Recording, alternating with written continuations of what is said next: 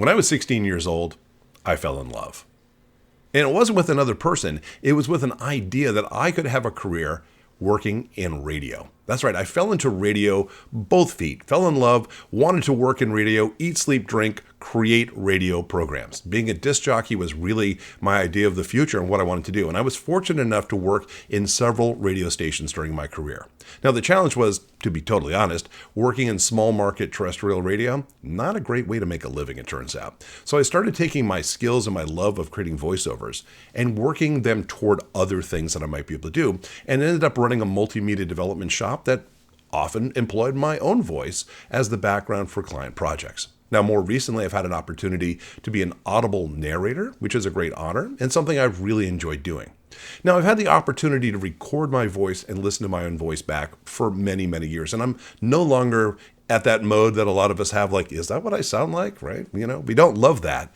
I've grown very used to hearing my own voice since I spent a lot of time editing my own things, so I'm comfortable with that. But recently, I stumbled across something that is awesome in so many ways, a little mind-blowing awesome, but also kind of creeped me out a little bit. And I want to share this tool with you. And what I'm talking about is ElevenLabs Voicelab. So ElevenLabs.io has a tool that allows us to synthesize voices as we may need them. So, for example, if I come in here and say, I want to be able to listen to something, I can come in and I have a selection of voices that are available in here, right? I can grab Serena, and I have something that I pulled out of Wikipedia. It's just something about ferrets, because I don't know anything about ferrets. If I come in here and click on Generate Speech, what does Serena sound like? The ferret, Mustela furo, is a small domesticated species belonging to the family. So Serena sounds pretty authoritative, which is nice. I can also come in here, and we have men, and I'm not sure what Harry's voice is. Let's find out what Harry can bring to the table here.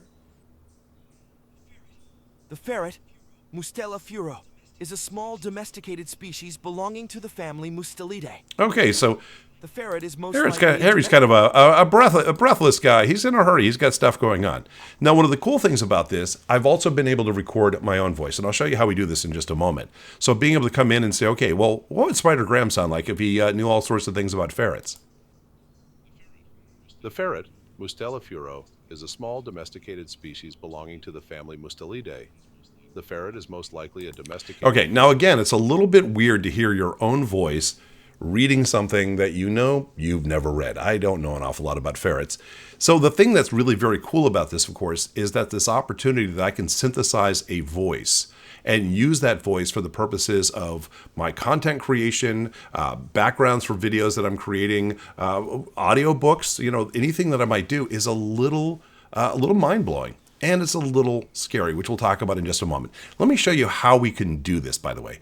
One of the nice tools that we have available to us in this voice lab as part of ElevenLabs is I can come in here and I can go and create a voice design based upon the tools that they have. So for example, if I say, well, I'm looking for a voice that's maybe going to be more of a female. I'm looking for a young voice and maybe with a British accent.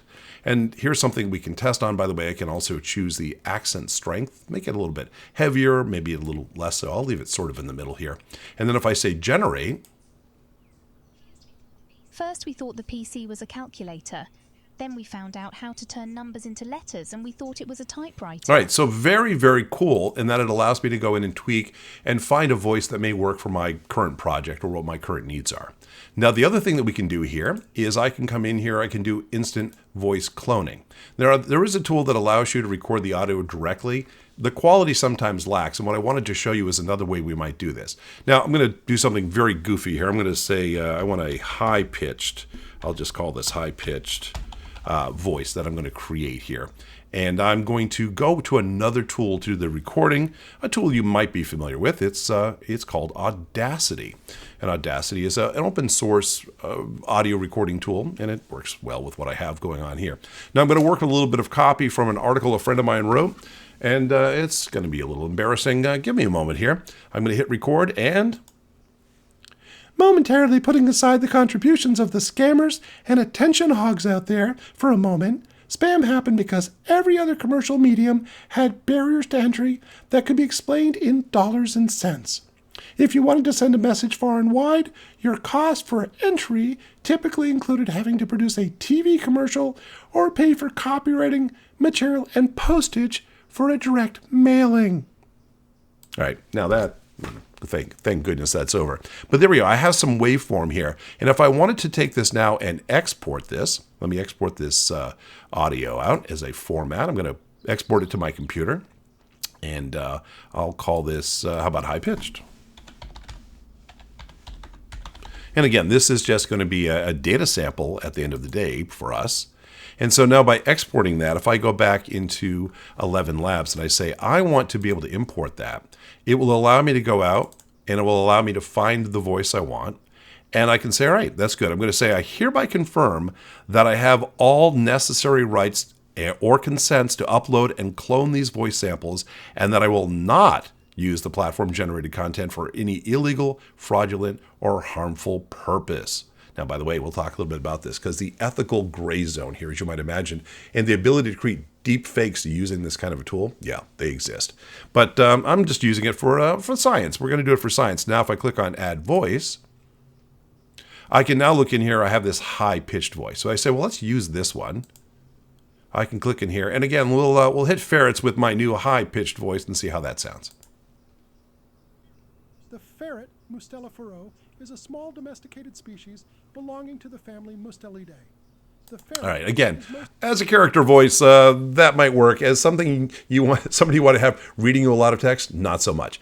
But the point simply is I was able to go out and very quickly synthesize a brand new voice that I can now use. It's available for me. Now, in this context, I will just share with you, with the voices, one of the things that I would recommend is that if we come in here, you can run up to 25 different samples in here. So if I come in here and run and record 10 different things, let's say, and maybe different scientific journals or something that sounds more like reading a narration or reading dialogue or anything that might be useful, reading a play, something to show a variety of different reading styles, all that can be averaged together and allow me to have a voice that hopefully the inflection sounds a lot more like me. Now, I will say my one criticism at this point is that oftentimes when I listen back to these, the inflection is what's off. The inflection and the timing seems to be off a little bit here. And over time, I imagine that's going to be accounted for. And again, when we talk about any technology, I always keep in mind that right now is the worst it's ever going to be. So some very cool things that are going on here again to be able to pull these different voices in. And again, being able to create projects and work with this and do some dubbing, there's a lot of great tools. And if you have an opportunity to check out ElevenLabs.io, I recommend it. There's a free version. It gives you some limited, you can play around with it for a little bit. There's not a lot you can do. But being able to create your own voices for whatever your projects are is amazingly, amazingly cool. Now, let's talk about the elephant in the room for a hot second. We do talk about the ethical value or possibilities of misuse for a technology like this. And I don't want to understate the fact that this could be incredibly dangerous in the wrong hands. And unfortunately, when we say to the population at large, hey, here's a great tool, anybody can access it, some of those people may be the people who have misuse and malintent in mind. And especially during an election cycle, you're going to find people who are going to put words in other people's mouths. It'd be very easy for me to record a presidential candidate and to be able to take that person's voice and have them say just about anything I want them to say and say, look, proof that this guy is a racist, a horrible human being, whatever. All that information can come into play. I bring this up because, again, like every other aspect of technology and everything we've seen in the last 20, 30 years, what it really comes down to is your intent as a creator. And I stand by my belief that the tools themselves are not inherently good or inherently evil. It really comes down to how we use them. For example, I can go buy a hammer and I can come home and I can build a doghouse for my dog with that hammer. I can also take that hammer and beat my dog with it. The hammer doesn't care. The hammer doesn't change. But what changes, of course, is my intent. So again, we have to be able to think about how can people use this for good purposes?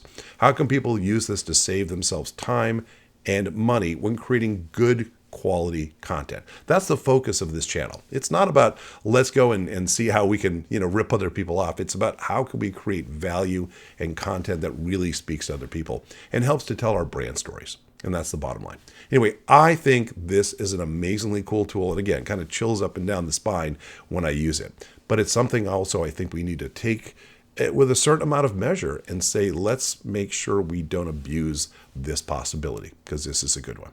Anyway, that's all I wanted to share with you this week. Thanks so much for dropping by. And again, if you're not already a subscriber of Gravity Clamp, would love to have you join us. We drop a video every single Monday morning, and would love to have you be part of the journey. So you hit that thing and hit the like button while you're there. It really helps us out. Anyway, thanks so much for dropping by, and I'll talk to you really soon.